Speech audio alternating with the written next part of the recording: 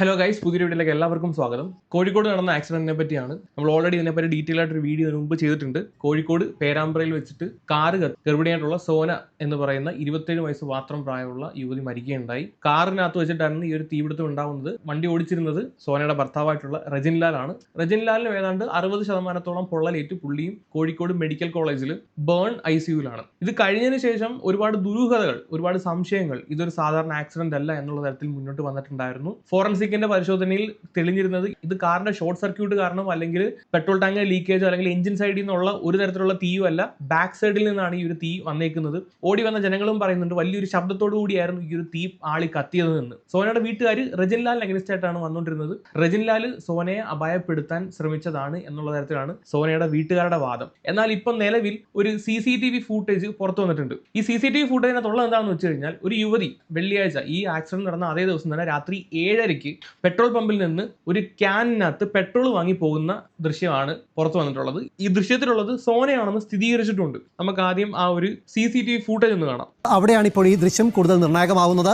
Police ഈ CCTV footage നോക്കിക്കഴിഞ്ഞാൽ മനസ്സിലാവും 2026 ഫ്രൈഡേ 19:26 എന്ന് വെച്ച് കഴിഞ്ഞാൽ 7:26 കൂടുതൽ കാര്യങ്ങളിലേക്ക് വ്യക്തത ലഭിക്കുകയാണ്. തീർച്ചയായും നമ്മൾ നേരത്തെ സംസാരിച്ചതിന് തുടർച്ച തന്നെയാണ് നിർണായകമായി ഈ ദൃശ്യങ്ങൾ രാവിലെ മുതൽ തന്നെ പോലീസുകളെ ആ ചുരിദാറിട്ട് നിൽക്കുന്നത് സോനയാണ് കേട്ടോ. ലഭ്യമായ വാർത്ത നമ്മൾ നൽകിയത്. ഇപ്പോൾ അതിന്റെ ദൃശ്യങ്ങൾ പുറത്തു വന്നിരിക്കുന്നു എന്നതാണ് പ്രധാനപ്പെട്ട കാര്യം. ഈ പമ്പിലെത്തി കന്നാസിൽ ഈ പെട്രോൾ വാങ്ങിക്കുകയാണ് സോന. സ്വാഭാവികമായിട്ടും ഈ കാറിൽ വെച്ച് ഈ ഒരു കന്നാസ് തീയിടുകയായിരുന്നു സോന എന്ന നിഗമനമായിരുന്നു പോലീസിന് ആദ്യം മുതൽ ഉണ്ടായത്. അത് സ്ഥിരീകരിക്കുന്ന തരത്തിലേക്ക് അതിന്റെ ആ സംശയങ്ങൾ ബലപ്പെടുന്ന തരത്തിലേക്ക് കാര്യങ്ങൾ പോവുകയാണ്. അങ്ങനെ തന്നെയാണോ സംഭവിച്ചതെന്ന് സ്ഥിരീകരിച്ച് പറയേണ്ടത് പോലീസാണ്. പക്ഷേ പോലീസ് സംശയിക്കുന്നത് എന്താണ്, രാവിലെ നമ്മൾ പോലീസിന് എനിക്ക് തോന്നുന്നു ഒരു 5 ലിറ്ററിന്റെ ക്യാനാന്ന് തോന്നുന്നു, ഒരു 3 ലിറ്റർ 4 ലിറ്ററോളം പെട്രോൾ വാങ്ങിയിട്ടുണ്ട് ആ ഒരു കന്നാസിൽ.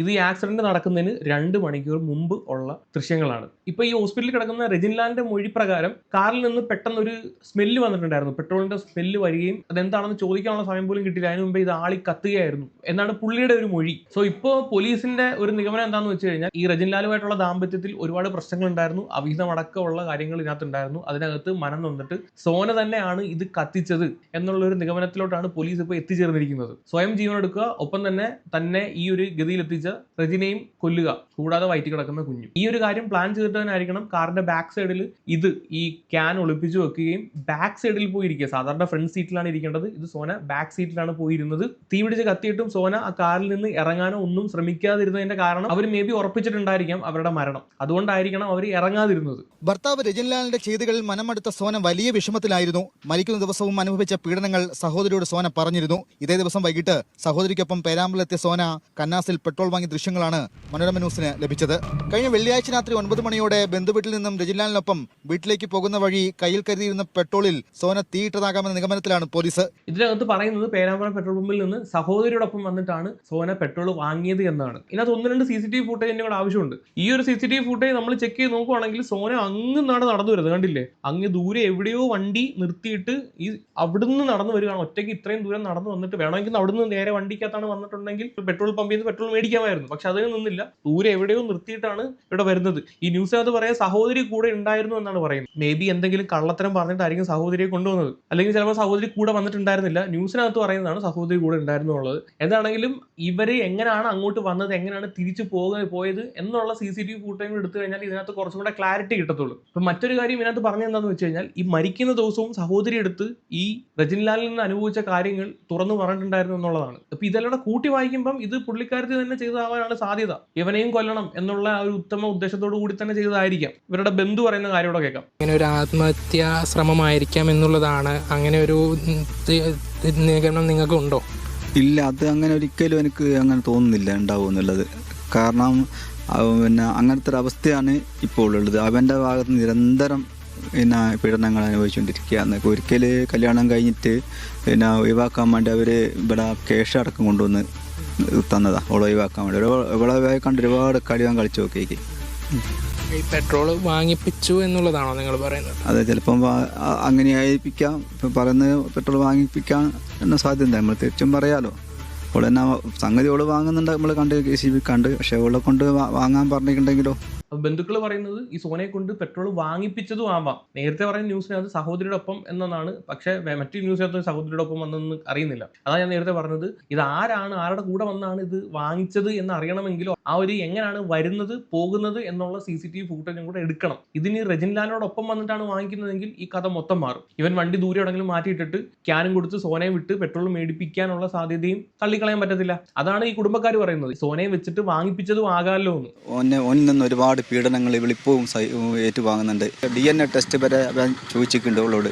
ഇവളിപ്പം ഗർഭിണിയാണെന്ന് എനിക്ക് DNA ടെസ്റ്റ് ചെയ്യണമെന്ന് പറഞ്ഞിട്ടുണ്ട്. അത്ര പോലെയുള്ള ഇതാക്കിയിട്ടുണ്ട്, പീഡിപ്പിച്ചിട്ടുണ്ട്. സോ അതാണ് ആ കുഞ്ഞിന്റെ DNA ടെസ്റ്റ് പോലും ആവശ്യപ്പെട്ടിട്ടുണ്ടായിരുന്നു എന്ന് വെച്ചാൽ ഗർഭിണിയായിരിക്കുന്ന പെണ്ണിന്റെ അടുത്ത് പറയാൻ പറ്റുന്ന വർത്താനമാണോ അത്? സോ അത്രയും പീഡനങ്ങൾ ഈ പറയുന്ന സോന അനുഭവിച്ചിട്ടുണ്ടായിരിക്കണം, അത്രയും അടുത്തിട്ടായിരിക്കണം ഈ ഒരു കൃത്യം ചെയ്തിട്ടുള്ളത്. ഗർഭിണി ആയിരിക്കുന്ന സമയത്ത് പോലും ഈ പെണ്ണിന് ഒരു സമാധാനം കൊടുത്തിട്ടുണ്ടായിരിക്കത്തില്ല. ഏറ്റവും സന്തോഷമായിട്ടിരിക്കേണ്ട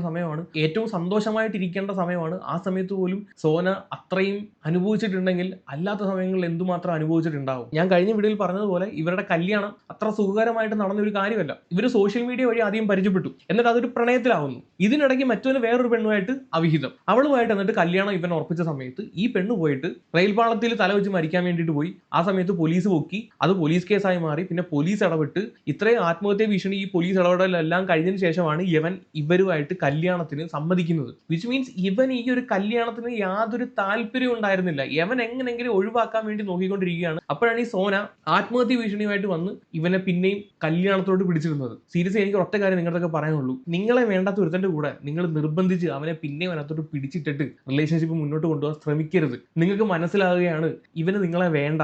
ഇതിനി എത്ര പിടിച്ചു വെക്കാൻ ശ്രമിച്ചു കഴിഞ്ഞാലും അവൻ അവന്റെ പണി നോക്കി പോകും. അതിന്റെ ഏറ്റവും വലിയ എക്സാമ്പിൾ ആണിത്. ഇതിപ്പോ അവനെ നിർബന്ധിച്ച് ആ ഒരു കല്യാണം കഴിപ്പിച്ചിട്ട് ഇപ്പൊ എന്തുണ്ടായി? അവർക്ക് സമാധാനം ഉണ്ടായോ? ഗർഭിണിയായിരിക്കുന്ന സമയത്ത് പോലും സമാധാനം കിട്ടിയില്ല. ഏറ്റവും അവസാനം ഇങ്ങനെ ഒരു കടുങ്കൈ ചെയ്യേണ്ട ഒരു അവസ്ഥ വരികയാണ്. 2 ജീവനാണ് പോയത്. ഈ പറയുന്ന രജിൻ ലാലിന്റെ കാര്യം നമുക്കറിയില്ല എന്താണെന്ന്. 60% പൊള്ളയേറ്റു എന്ന് പറയുന്നു. ഞാൻ പറയുന്നത് ഒരു റിലേഷൻഷിപ്പ് ആവും, കുറച്ച് കഴിയുമ്പോഴത്തേക്ക് അതിന്റെ എക്സൈറ്റ്മെന്റ് ഒക്കെ പോയി കഴിയുമ്പോഴത്തേക്ക് എല്ലാവർക്കും തനി കുണങ്ങൾ കാണിച്ചു തുടങ്ങും. അപ്പോൾ വേറെ എവിടെന്നെങ്കിലും ഇച്ചിരി മരുപ്പച്ച കിട്ടുവാണെങ്കിൽ അങ്ങോട്ട് തേടി പോകും. അതാണ് ഇപ്പോഴത്തെ ജനറേഷൻ. നമ്മളിപ്പോൾ കണ്ടുകൊണ്ടിരിക്കുന്ന കാര്യങ്ങളും ഇത് തന്നെയാണ്. അങ്ങനെ പോകുന്നുണ്ടെങ്കിൽ വിട്ട് കളയണം. ഒരു കല്യാണം പോയി ഡിവോഴ്സ് ആവുന്നതിനേക്കാളും ഭേദമല്ലേ വിട്ട് കളയുന്നത്?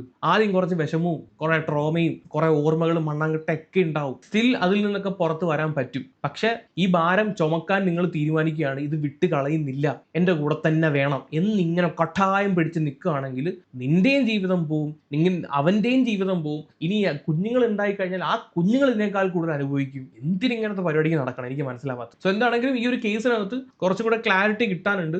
ഏറെക്കുറെ ഏതാണ്ട് ഉറപ്പായിട്ടുണ്ട് ഇത് സോന തന്നെയാണ് ചെയ്തതെന്ന്. ഇനി എന്തിനു ചെയ്തു, ഇത് ചെയ്യാനുണ്ടായ സാഹചര്യം എന്താണ് എന്നും കൂടെ കണ്ടുപിടിക്കേണ്ടതായിട്ടുണ്ട്. പോലീസ് അന്വേഷിക്കട്ടെ. കൂടുതൽ അപ്ഡേറ്റ്സ് എന്തെങ്കിലും ഉണ്ടെങ്കിൽ വേറെ വീഡിയോ ആയിട്ട് വരാം. ആൻഡ് ഒരു ക്വസ്റ്റ്യൻ, ഞാൻ കഴിഞ്ഞ വീഡിയോയിൽ ഈ സോനയെ പെണ്ണ് എന്നാണ് അഭിസംബോധന ചെയ്തത്. അതിനകത്ത് എന്താ തെറ്റ് എനിക്ക് മനസ്സിലാവുന്നില്ല. ഒരാണിനെ ആണ് എന്ന് പറഞ്ഞാൽ കുഴപ്പമില്ല, ഒരു പെണ്ണിനെ പെണ്ണ് എന്ന് പറഞ്ഞു കഴിഞ്ഞാൽ കുഴപ്പമാണ്. പെണ്ണെന്താ പെണ്ണല്ലേ? അത് ഓരോരുത്തരൊക്കെ വന്നിട്ട് കമന്റ് സെക്ഷനിൽ കമന്റ് ഇടന്ന് മെഴുകുന്ന കാണണം.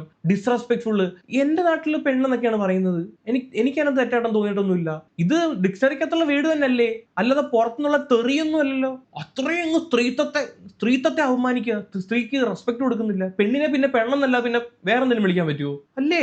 കുറെ എണ്ണം വന്ന് കമന്റ് സെക്ഷനിൽ നിരങ്ങുന്നു. പെണ്ണ്, നിനക്ക് ഇച്ചിരി മര്യാദക്ക് സംസാരിച്ചുകൂടെ? പെണ്ണിനെ പിന്നെ പറയുന്നില്ല. വേറെ ഒരു അപ്പശരി ബൈ.